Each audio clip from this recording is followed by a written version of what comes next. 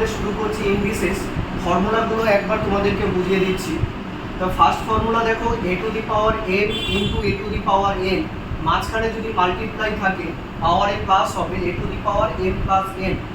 Next a to the power m divided a to the power n, যদি মাঝখানে divided sign থাকে পাওয়ারে minus হবে a to the power m minus n।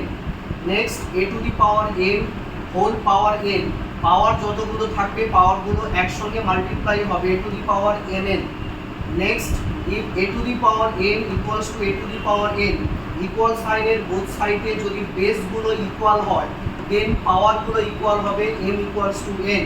Number 5, if a to the power n equals to b to the power n, equal সাইনের both সাইডে যদি পাওয়ারগুলো যদি equal হয় দেন বেসগুলো ইকুয়াল হবে a equals to b।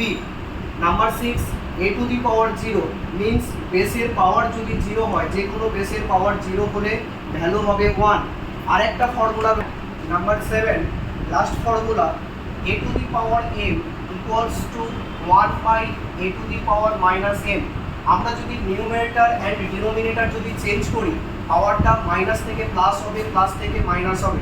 এরপর তোমাদের আমি একটা ম্যাথ করিয়ে দিচ্ছি, দেখো তোমরা